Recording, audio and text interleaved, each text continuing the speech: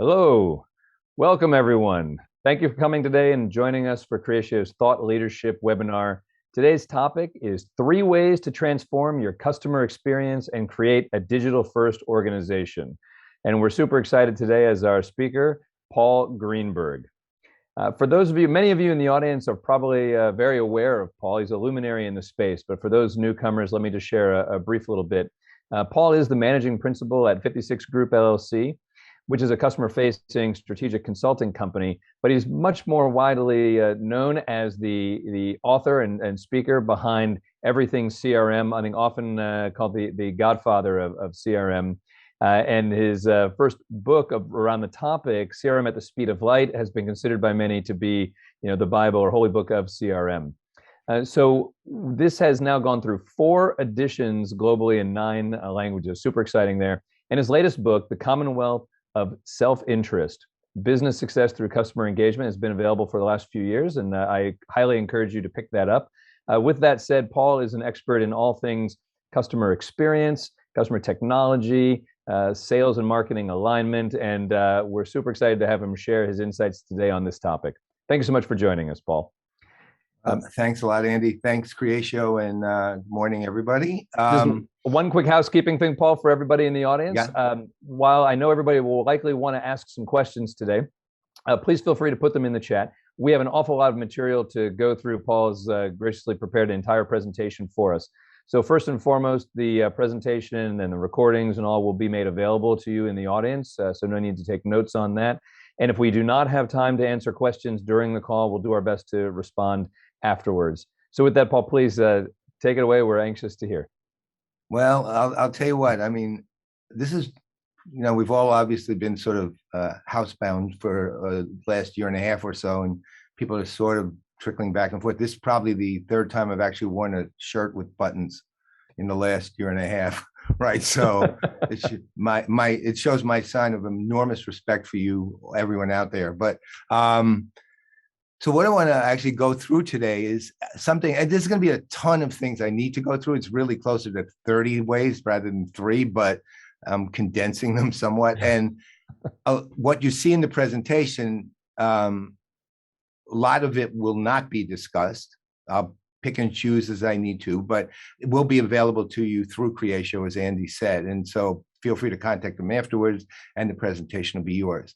I want to set the stage, though, before we get into the details of the kind of the business models, the systems and the technology, the programs, and the culture that you have to start looking at in order to understand the world of not just post-pandemic, but existing, continued pandemic and post-pandemic. And it's a significant number of other things going on around that actually have great impact on where you're thinking and how you should be thinking over the next several years.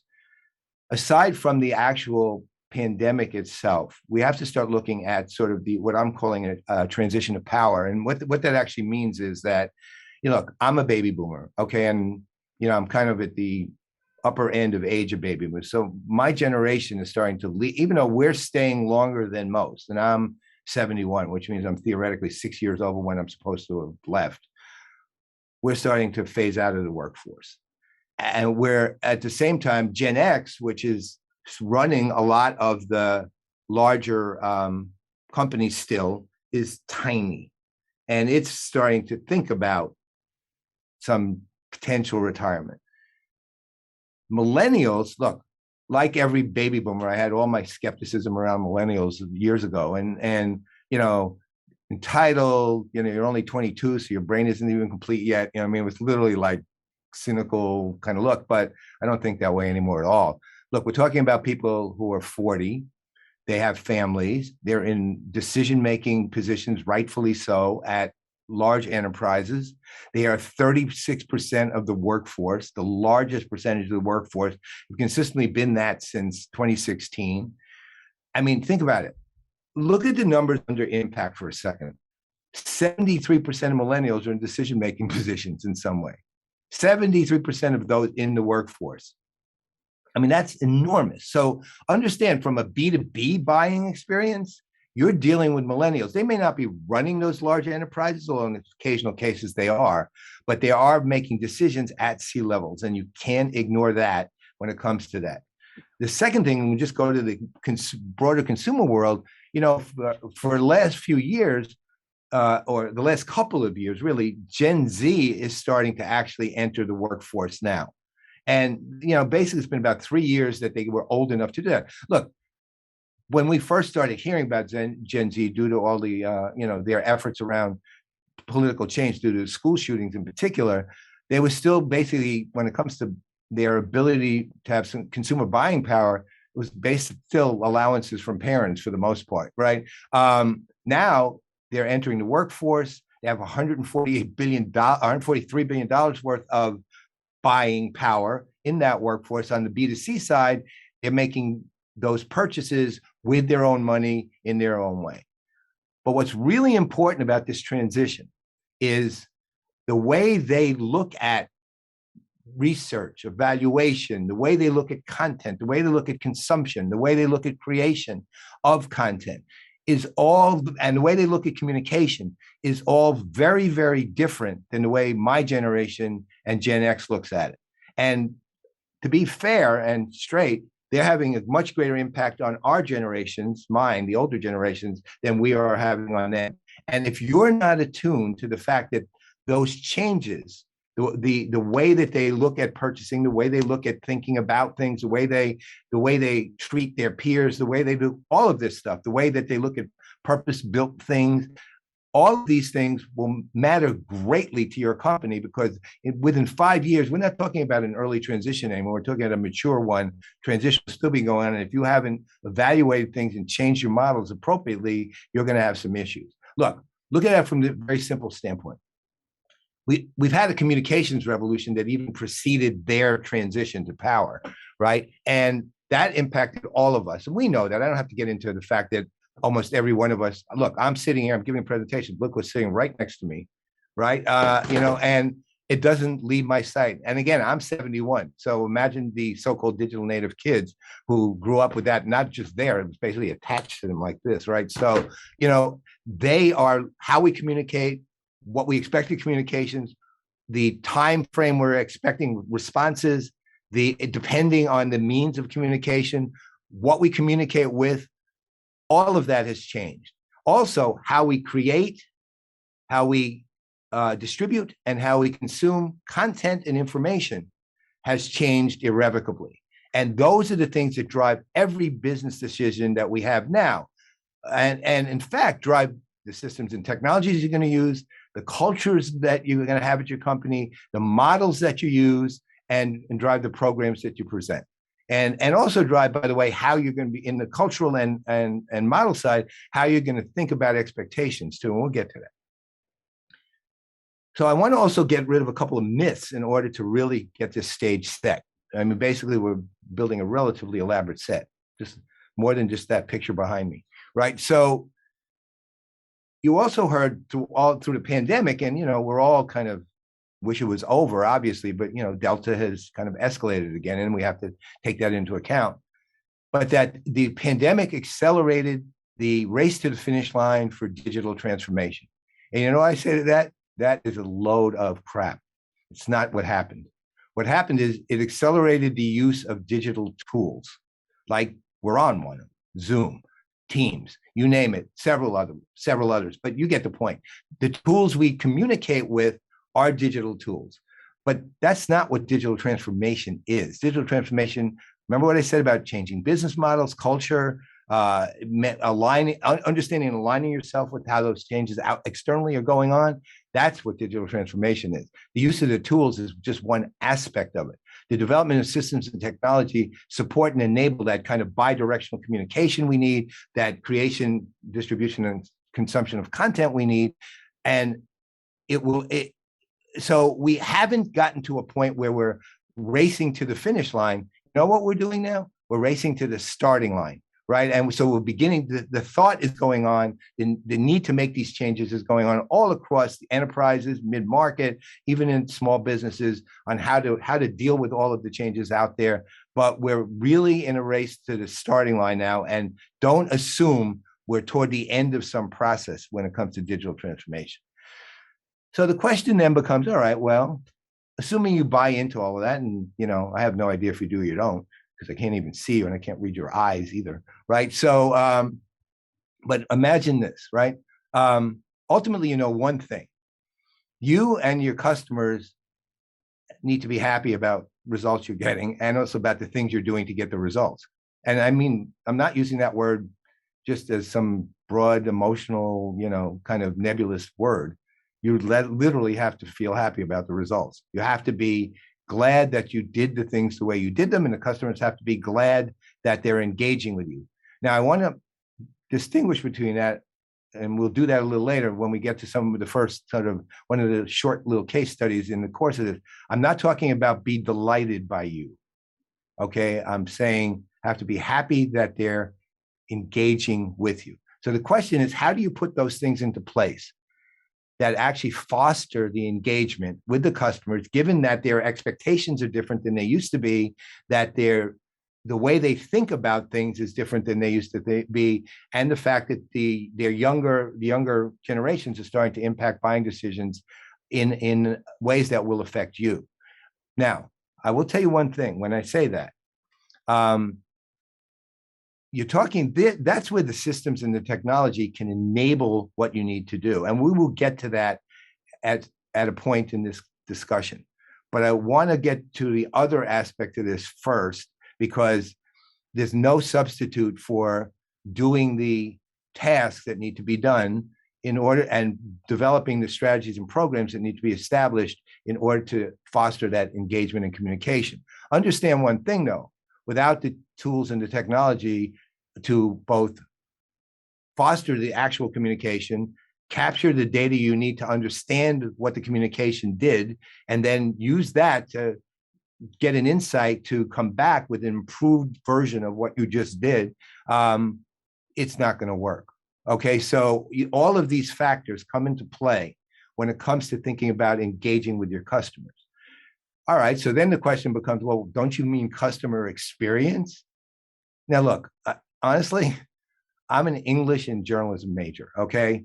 And like, I've written 8 books, and, honestly, I go nuts when definitions get confused. I go crazy because, here's the thing. We're human.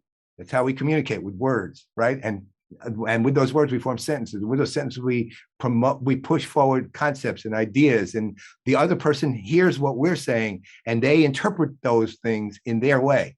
And if they interpret customer experience as customer engagement, and you mean them differently and haven't explained that, or they interpret them as the same thing and you mean them differently, reality is there's going to be a misfire, and something can go wrong with that contract you just signed with them. Okay, so ultimately, if we're not all, we all talk about being on the same page. Well, we literally have to be on that same page when it comes to understanding, especially these 2 terms, right? And I'm going to distinguish very quickly with that and CRM, which all of you, because the other thing is, look, I'm called the godfather of CRM. I wrote a book called CRM at the Speed of Light. It's called the Bible of CRM, but my expertise isn't just CRM. It was, but as I've been saying over and over, things change, the world's evolved, and how we deal with customers is different. And I had to do the same thing and evolve with that world.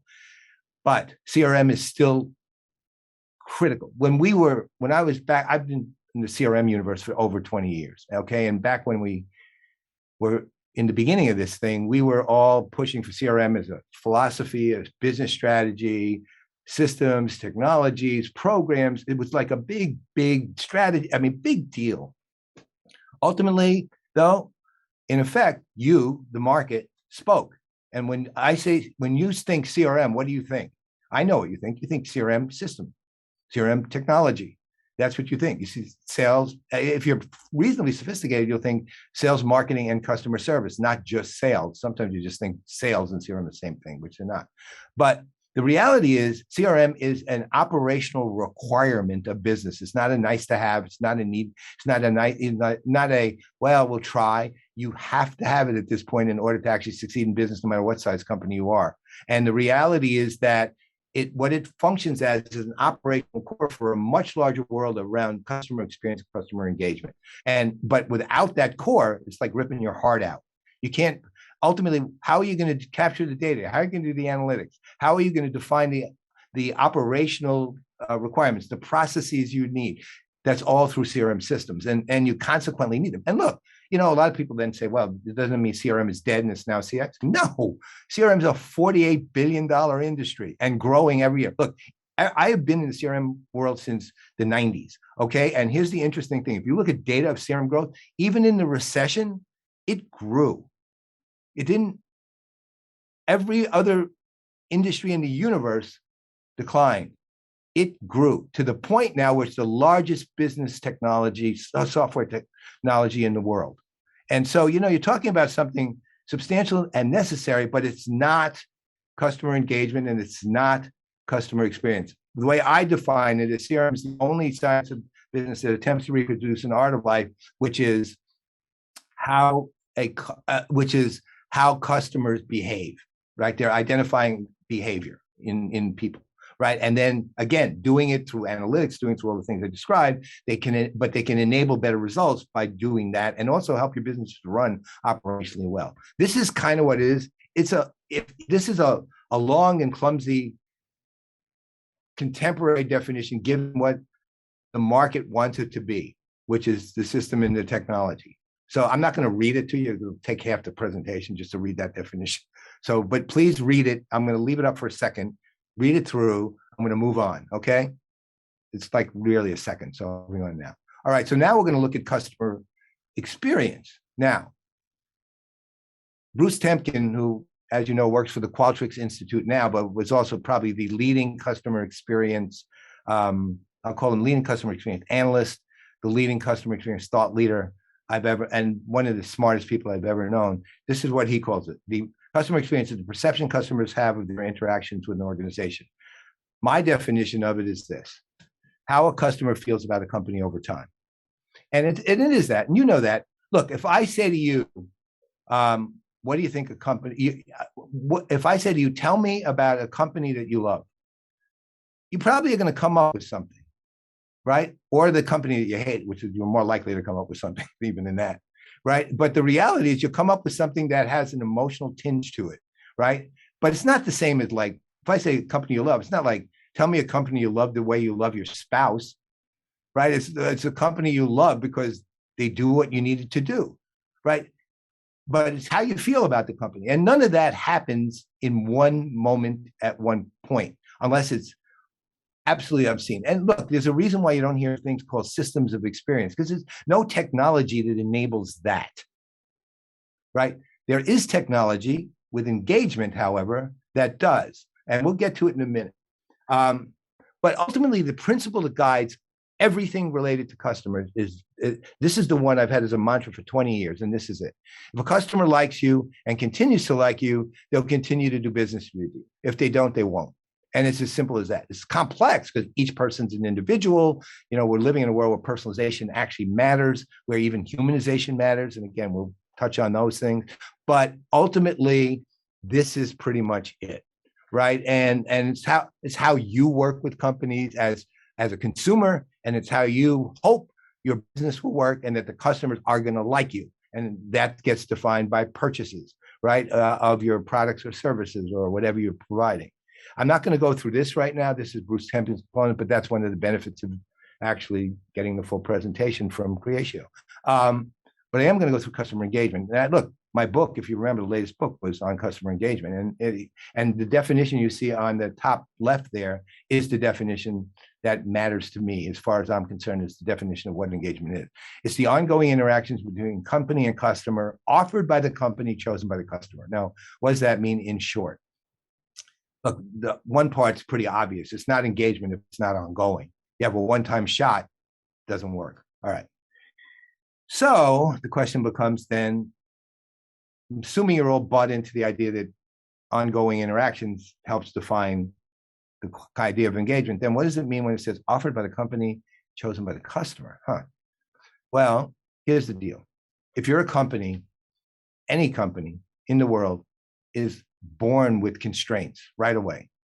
The day you're born with as a company, you have legal constraints immediately. You incorporated, or you're an LLC, or you're a partnership, or you're an individual who's filing taxes, right, with a designation as a sole proprietor. One way or the other, there's rules and regulations that are tied to all of that you have to follow, or you're in violation of something.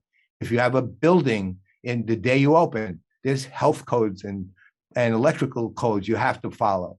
The other side is you have other types of constraints, like monetary. You don't have all the money you want to do everything you want.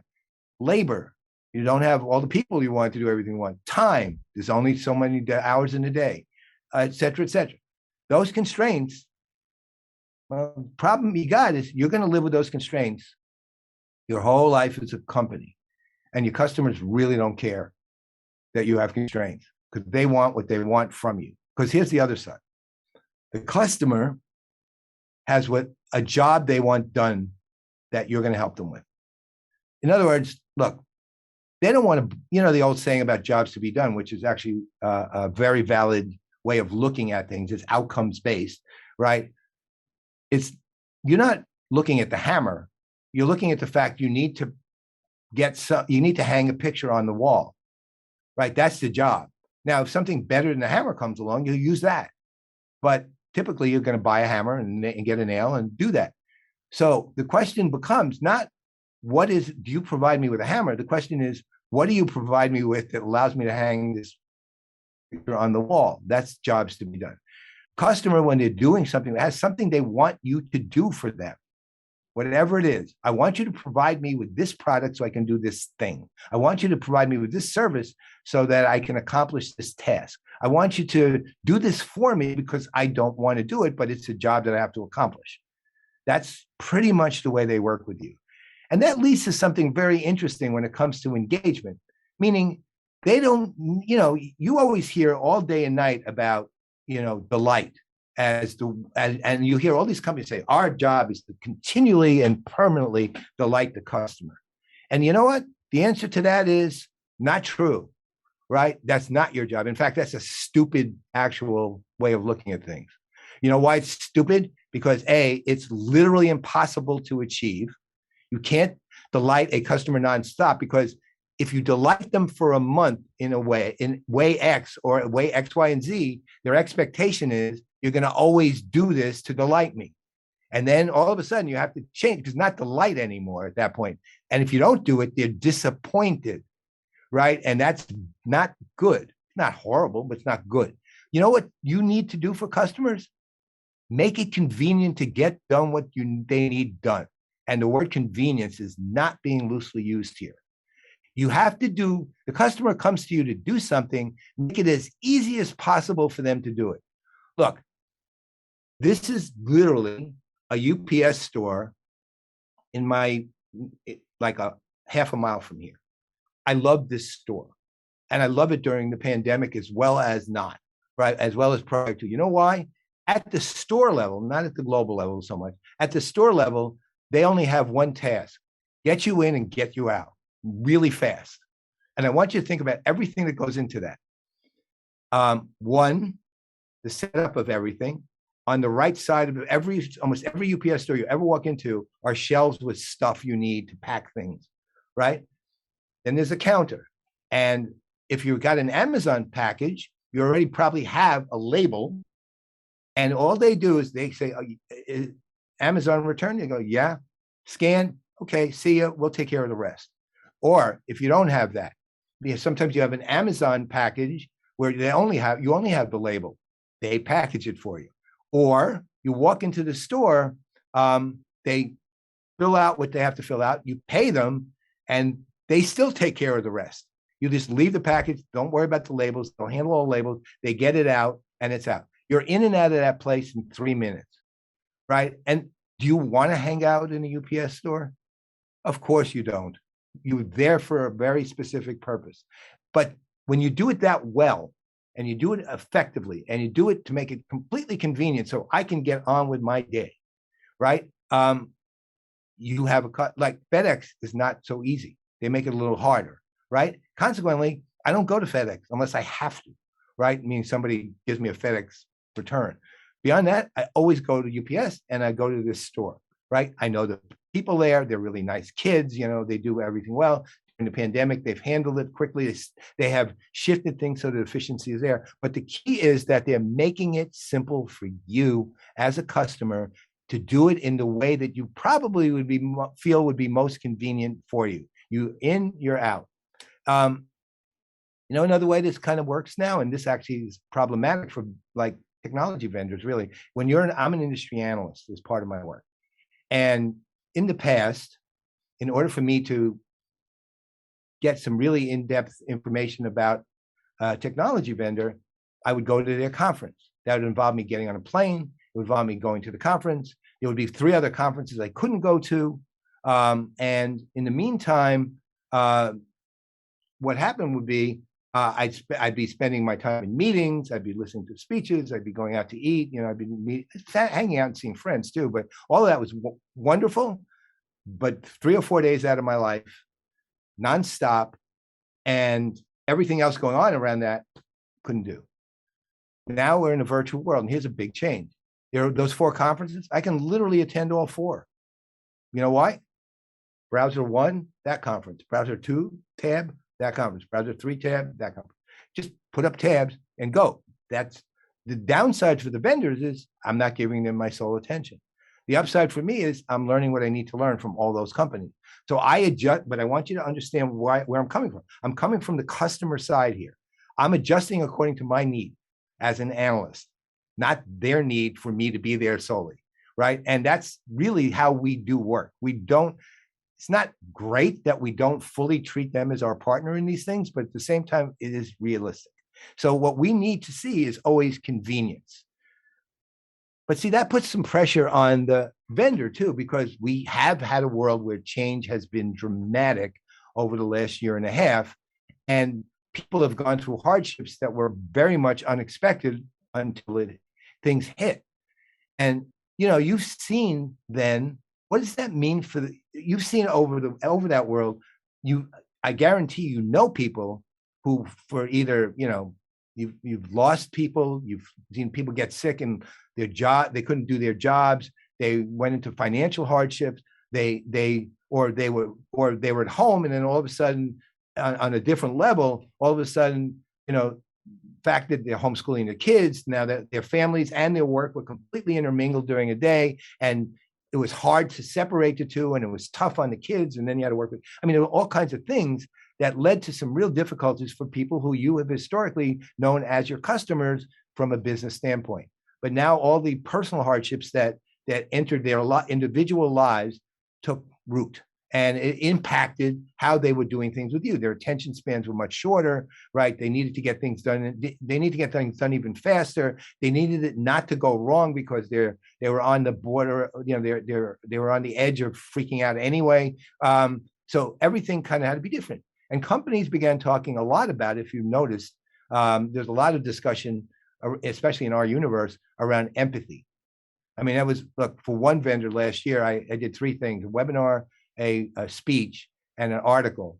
And the 3 topics were in order: empathy, empathy, and empathy, right? So, it was literally, that's all I talked about, right? So the reality is, though, that's something when you're looking at engagement now, creating an empathetic culture actually matters. Empathetic for your employees and empathetic for your customers. And you can't ignore it either. And what does that mean, though, right? Well, first you have to figure out how customers are valued, how customers feel about being valued, about what they perceive as value. On the left there, you see what's typically business looks as value. Or if you're an unenlightened company, it's shareholder value. If you're an enlightened company, it's stakeholder value.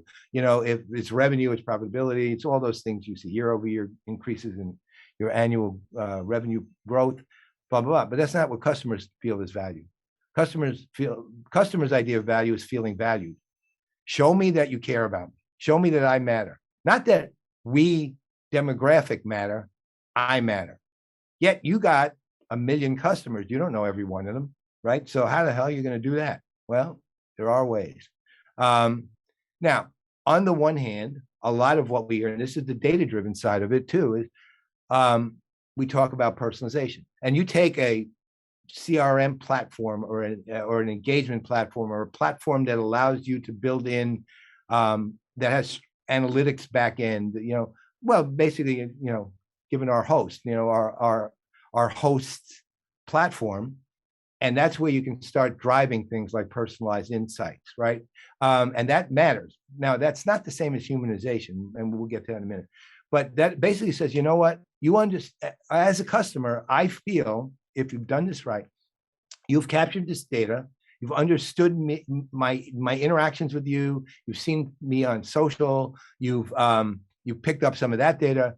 You've also understood that my transaction isn't just a purchase; it's also a record of behavior, and it's actually a subset of interactions. You've understood all that, put it all together, and said, you know what, Paul, and people like you, Paul, even though we're not telling you the like you part, here's the things that we can offer you, offered by the company, that we think you will appeal to you, chosen by the customer. Right? Wow, yeah, these things do appeal to me. I think I'll do this and this one, right? That's offered and chosen by the customer, right? So personalization goes a long way. Sometimes it's in the form of an optimized offer that becomes interesting. Other times it's service from the heart, which is the humanized side, which basically says, you know what? You matter even more. Look, I'm blessed. Okay, I've actually came from, I grew up with great parents. I came from a middle-class environment. I had a period of life. I spent 20 years in politics, which I loved. And after that, but I had no money when I came out of politics. I'm an idealist, right? I was broke, I had zero. But I've been lucky enough to have a career where I've done well enough so that I can actually, well, I don't really ever going to retire, but I'm going to do other things, right? So the reason I'm saying that is this here is an experience I had at the Ritz-Carlton a couple of years ago, although that was all on Marriott points because I also traveled 200,000 miles a year, right? So what happened there was very interesting. My wife and I had gone to New York to go to the Yankees game, and I am a diehard Yankees fan, and to see Come From Away, and she's from Newfoundland, and one of the actual main characters in Come From Away is actually built on my mother-in-law's cousin is one of the main characters in that musical, which is a huge Broadway hit. So we went to see both. And I was at the Ritz-Carlton. They said, what are you coming for? I was just telling them, and tell them. So we go see Come From Away. I come back to my room.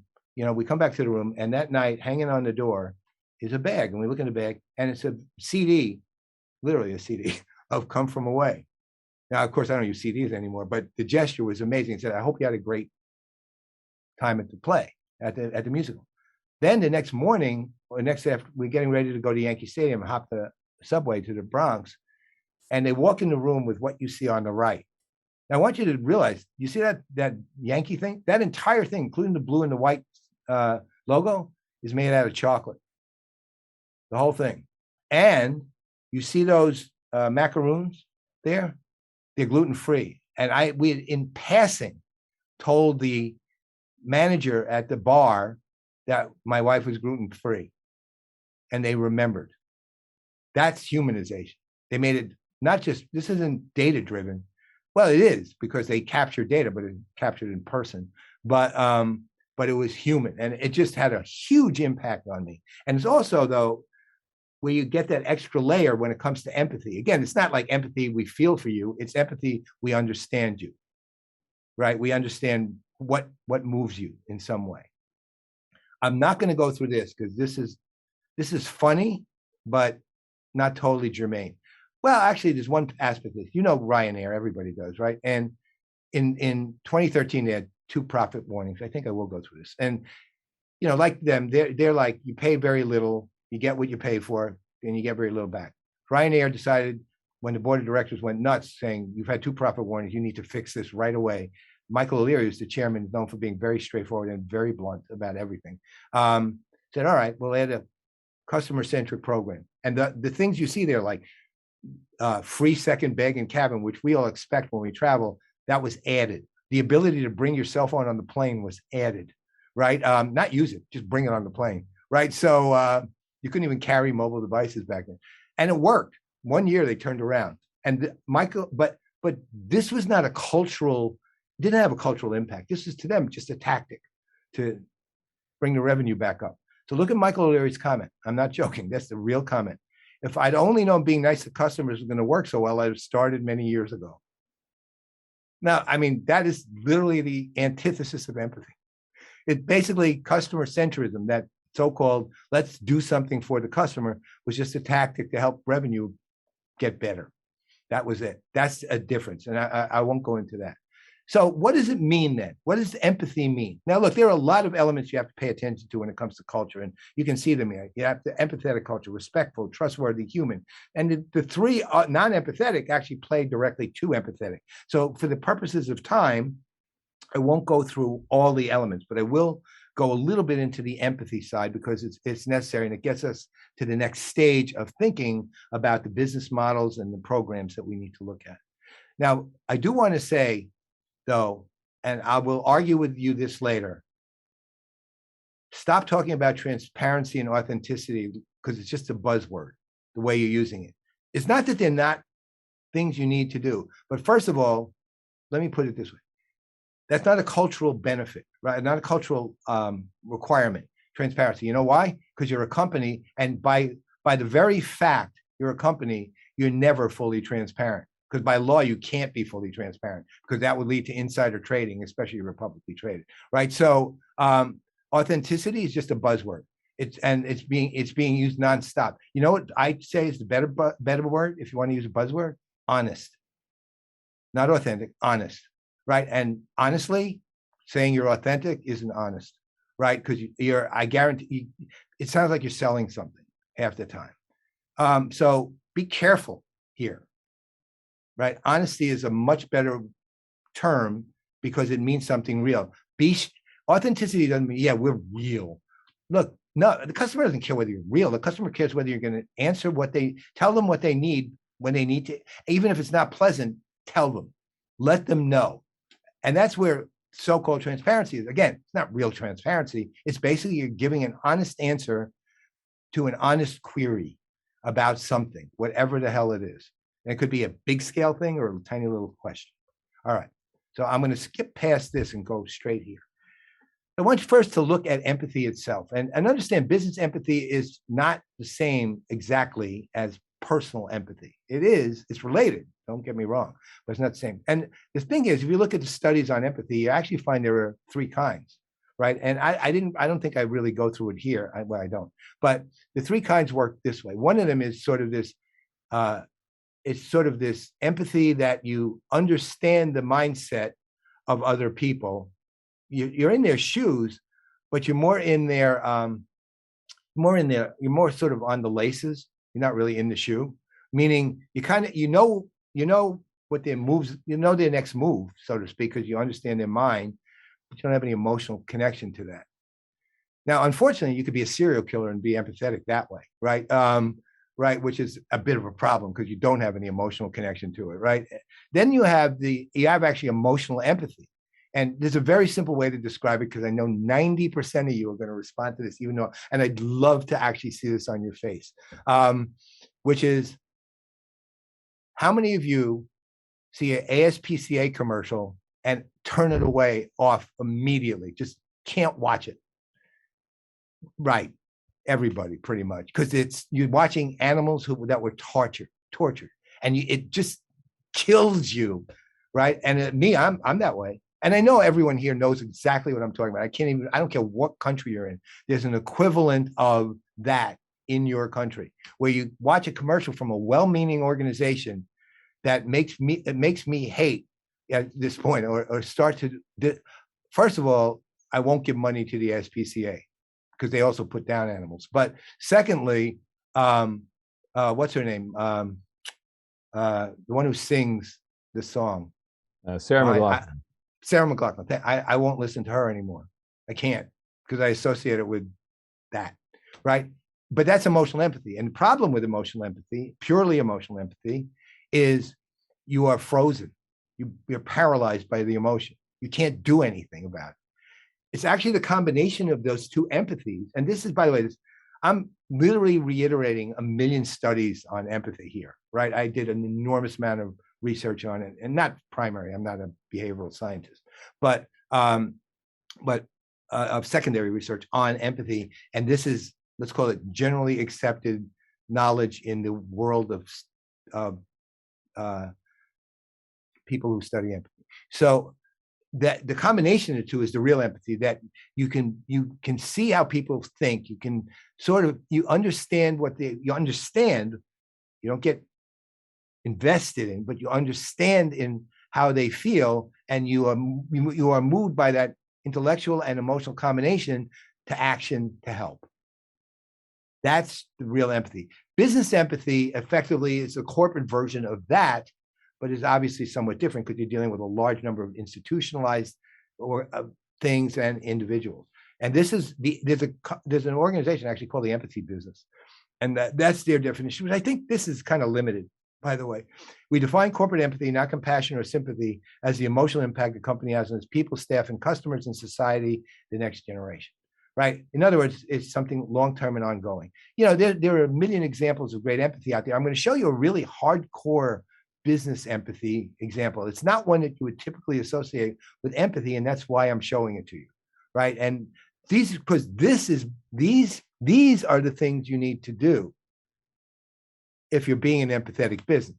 You have to have an ethical standard. You have to have leadership from the top down, and that permeates through the bottom, that works and becomes the face of empathy, in fact, not just helps internally. You have to have the inclination culturally to do it, and actually make sure that employees and customers are not only given the empathy they deserve, but provide the empathy that they need to. You have to, the brand perception has to be around it. The public messaging should support it. And that all sounds cold in a way, right? Isn't empathy like, but that's when you're getting into much too emotional view of this thing. Empathy is deeply emotional, and it is really caring. But at the same time, you have to institutionalize, which is not simple, right? And at the same time, though, I will tell you, through the pandemic, there are countless examples of empathetic companies, including Creatio, right? And others who have just gone ahead and done things that they wouldn't do during normal times to support and help, not just their customers, but the people in need outside their customers, on the basis of the fact the world is hurting, right? And they would go and take care of it. Sometimes it was locally, sometimes it was globally, but they took care of others and understood it and sacrificed something of their own company as a whole without trying to sacrifice what the employees needed just to work to do it. And that's where you start seeing it. So these are the kinds of things you got to start thinking about, which is, you know, look, ultimately it's always built around the idea of not, you know, all of us say, oh, of course we listen to customers. You don't listen to customers necessarily. You hear them, but you don't listen to them. How much of you, and just do a self-examination of your own company here. How many of you, when you hear something a customer asks of you, truly evaluates it and then says, you know what, we're going to put that into action. And then lets the customer know that you did it, right? I'm pretty much guessing it's less than 50% of you, and that may be just kind of a mildly cynical New Yorker, but well, I'm actually not really cynical at all, to be honest, but I'm saying that for drama here, right? So, you know, the reality is, though, put yourself through that little exercise and start thinking about the difference between hearing and listening. Well, I'm talking about genuine listening to the customers, the detractors, and deciding what to do and letting the customers know when you did it, because you know what? They really appreciate the fact, and you know what? They feel valued by the fact that you spent the time, not just to hear them, but to listen to them, to execute against their idea, and then to tell them that you did. It's not just a matter of you doing it and hoping they understand and know. They need to hear it, right?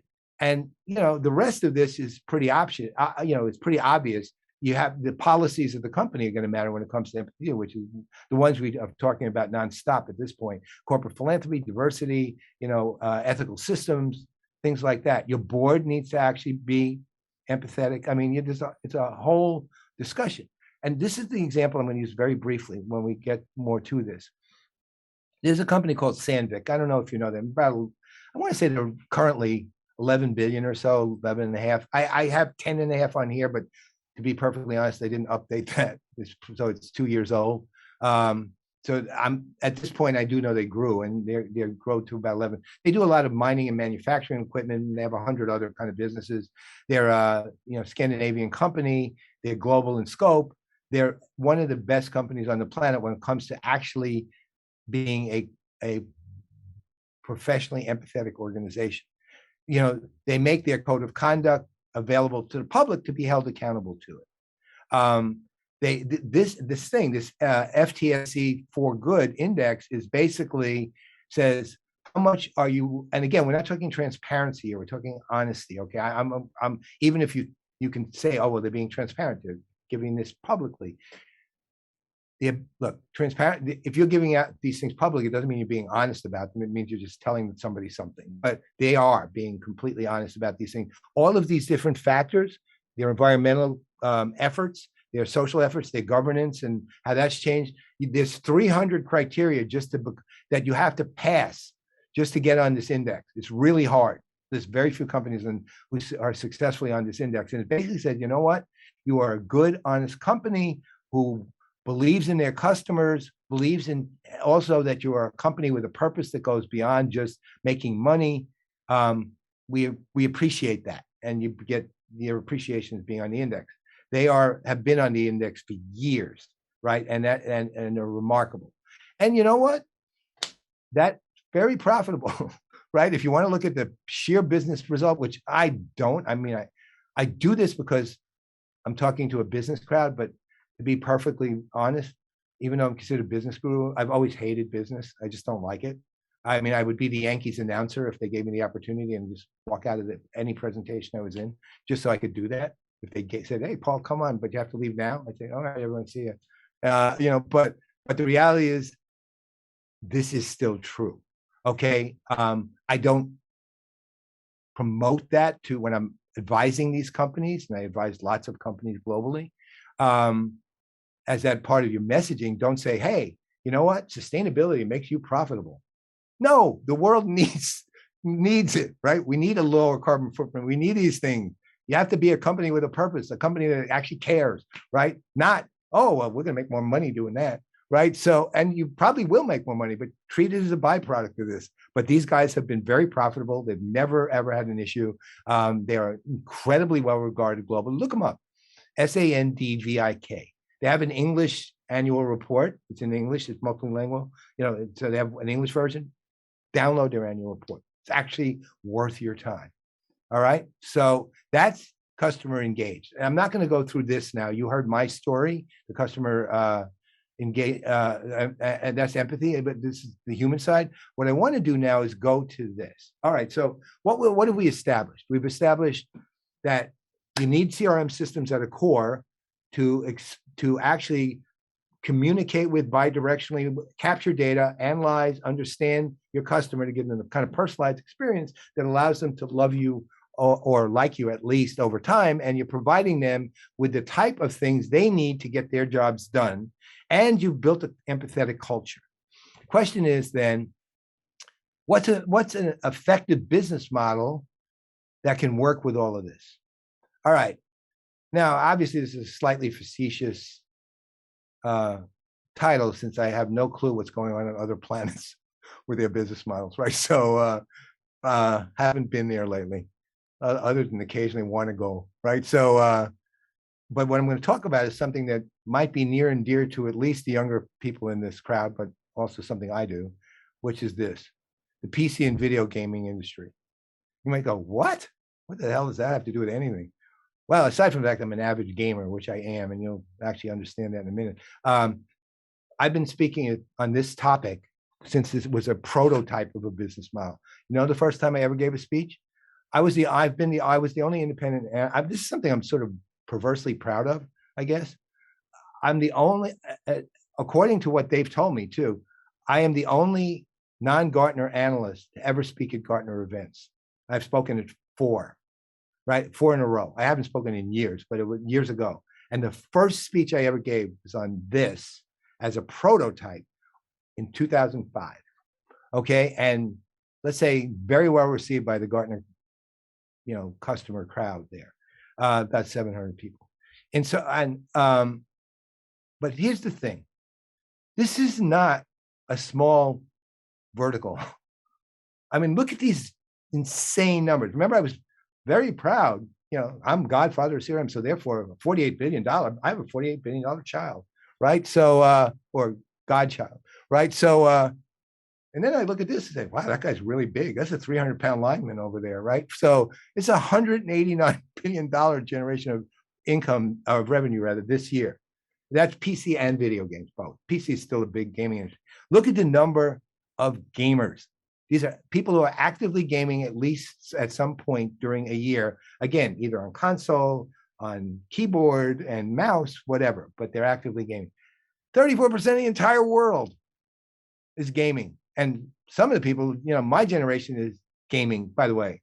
That's the other thing. I broke it down kind of loosely here, but look at the proportional generation distribution. Above 35, it's a little unfair because 35 is gaming. You're still gaming at that age. But a significant percent, so let me put it this way. From 35 to, I think it's 49, 50 to 65 and over 65 is almost proportionally equal of that 41%. Not quite, but it's close. And my generation is actually slightly bigger on the gaming side, I guess, because we're retired and have time on our hands, than the 50 plus generation, the Gen Xers, which is strange, but true. But look at those numbers. We're talking about something that is massive, scaled at a level that is almost unimaginable for businesses, but actually works.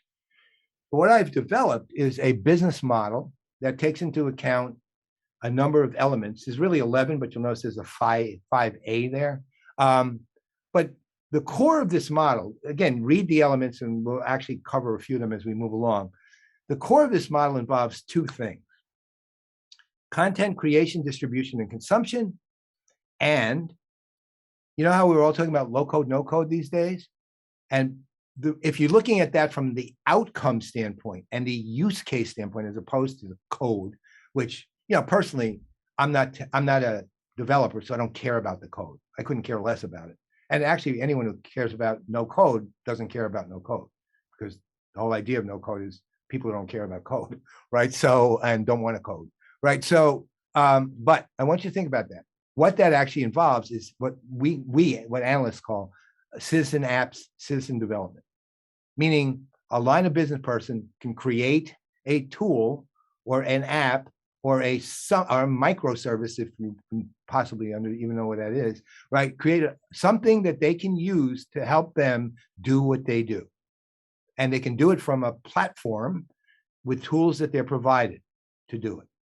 That's, again, from our host standpoint, that's their studio capability. This is a slightly different version of exactly that over a gigantic scale, over multiple decades of evolution.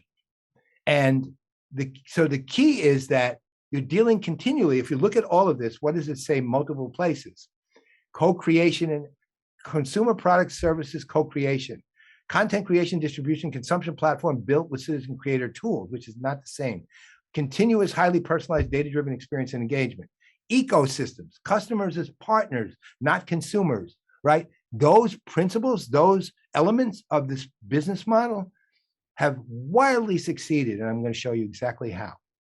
To do that, we're going to go back literally to 1983. I don't know how many are old enough to remember this game. I am old enough to remember this game. It was called Castle Wolfenstein. And I mean, it was basically a shooter, right? It was high pixel, like low pixel count, so lots of big pixels, but it was bloody, right? It's like a bloody shoot the Nazis down kind of shooter. Well, one of the fans out there didn't like it so much, so he basically hacked it and built what he called Castle Smurfenstein. And it was literally Smurfs, right? Where the Nazis became Smurfs, the shooter, the third, it was actually a third-person shooter, but the third-person shooter became Smurfs, or not. But the Nazis were all Smurfs that had really evil looks on their face. Now, the thing is that the people who created this looked at this and went, wow, that is not good, or is it really? Because what the fan did, and they actually recognized it, so it got more institutionalized shortly thereafter, they realized that, wait a minute, this fan actually made what we gave him this game and he made it into something he wanted to play. What's bad about that? Even though it wasn't what we wanted him to play, he made it, he used us and paid for what we have to make it what he wanted to play. Huh. Then another game came out, which actually came through John Carmack. And John Carmack's like this gaming legend. I won't go into details about him, but he was an amazing guy. And he created Duke Nukem, which is another game like that, right? Shooter. And John Carmack had understood what happened with Wolfenstein. And he said, you know what? Let's give them some primitive tools and let them alter some of the features and characteristics of the game. Like you can make the faces a little different. You can add some uniforms. You can increase the firepower. You know, you can play with it a little bit. You customize a little bit to your name. And fans went beyond just that. And they started they started creating totally new characters. They kind of hacked the tool, create totally new characters and new levels by the fan in just an ad hoc way. So you go up a level, then you go up a level, not 2, you go to 1A and 1B, and then you go to 2, right? And fans just added stuff. Then in 1992, the two guys, basically the Castle Wolfenstein, Duke Nukem guys came together. That's John Romero and John Carmack, and said, let's create an advanced version of Wolfenstein called Wolfenstein 3D. And that picture you see on the top is Wolfenstein 3D. Look at the picture on the bottom, Smurfenstein 3D, and look at the evil Nazi character, right? I actually am not a great Smurf fan, so I don't know what the name of that Smurf is, but he's a Smurf. And they said, oh, well, you know what? Let's do a freemium version, and then you pay for levels beyond that, and then you can do what you want. And then Carmack said, okay, now I'm going to go further. In 93, and this is where the key came, he released Doom, another game which exists to this day, and he added an extensive tool set, and he said, tell you what, we will distribute your modifications if you like, but it has to be with the registered, paid for version. So you have the premium, you have the tools with the freemium, you can create anything you want, you can use your own levels on your own way, but if you want us to get them to other players, you have to buy the game, and then we will distribute them to other players who bought the game. Huge. And that got even further when in 96, 97, they went to another Doom version. It was actually the entire game was just fan created. And a year after that, they released the source code so that Doom became a platform.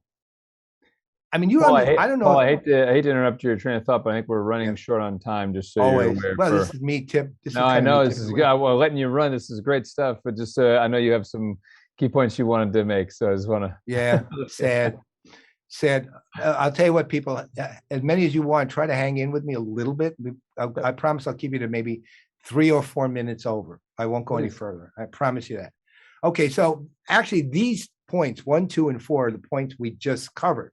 Right. So again, what you'll see with this presentation is the elements that are covered as we move along. So I'm going to take you even further. Now we get to, I'll run you quickly through this to 2021, because that's really the key. Mods became institutionalized and communities began growing up around building these modifications to the games. This big one, the Total War series, was Total War, Rome Total War, these are theoretically, historically accurate games where you can actually fight the battles, do the strategic level of, build buildings and do all the other things you do in strategy games. And the fans were saying, well, it's not really that historically accurate. So what we're going to do is we'll make a modification historically accurate. And Total Rome Realism grew up as a community of 30 people, and they literally list themselves as graphic designers, PR agents, developers, you name it, all around the world, completely distributed. They never met each other. They built Total Rome Realism. They had user forums where people were arguing over the color of a banner of a particular phalanx of Roman legion. I mean, literally that arcane a history discussion, but it was real history. And then they built a Total Rome Realism mod. The day one, 800,000 downloads of something that was multi-gigabyte in size in 2003. Now we go forward. Mods are a business. Mods are how customers actually make money playing and building things on games that they play. Look at Nexus, that mod aggregation site. This was as of August 21st. Just look at those staggering numbers. They've been in existence about 4 years. There have been almost 5 billion downloads of the different mods from the 1,384 games that have 322,584 mods from 131,728 authors with almost 28 plus million members.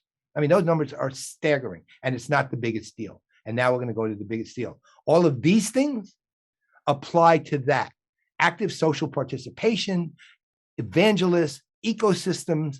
This is all being driven in this industry, and it's maturing. And what you're seeing there is a mature level. But now we're going to take it home with Steam. Valve, which was founded by John Carmack many, many years ago, created in 2002 what they called the Steam platform. And this was a conscious platform, not that would give you modding tools to develop games, but that would carry games on it so that things became easy for you. Remember convenience, right? So like if you see that screen on the left, that's my screen on a 49-inch monitor, some of the games I own on the Steam platform as of 3 days ago. That's a lot of games. And you know what? In the past, how did it work? I had to download the games, right? I had to update the games by downloading the update. I don't have to do anything. I basically, once I load them here, they update automatically. But this is way more than that. This became a dominant platform that as of the latest revenue figure I could get with 2017, 4.3 billion, right? It's a monster company. And there are over 1 billion people registered on the site. And understand what they're doing, right? They're doing this, right? One, there's a community for each game. And in that community, you can communicate about tips and things, tricks. Two, there's a marketplace where you can develop your mods, and they have to still be, your mods can go to the game and you can sell your mods, or you can just allow people to subscribe and use them. And the way you subscribe, hit a subscribe button. That's it. And they put in the game. There's a internal currency that you, by you playing the games a lot, or you playing the games well, you gain currency. You can convert that currency to other internal currencies, and you buy and sell game purchases or other game things on the site. There's external game capability. I can build a game. I can submit it to Steam through the workshop. The workshop will then take it to Steam Direct and say, game, okay, passes the check. We will carry it on Steam. We will advertise it in the store. We'll do these things. So you have an internal community. You have a games library. You have a store where you're buying additional, not just the games, but additional content. You're buying potentially modifications if they're clear to purchase. You're trading internal currencies. And this community is 1 billion strong with active users in the hundreds of millions on a given day. I mean, you're talking about something that is massive. But what is it? As I said, this is Creatio Studio in effect at scale for a consumer, right? Look at it.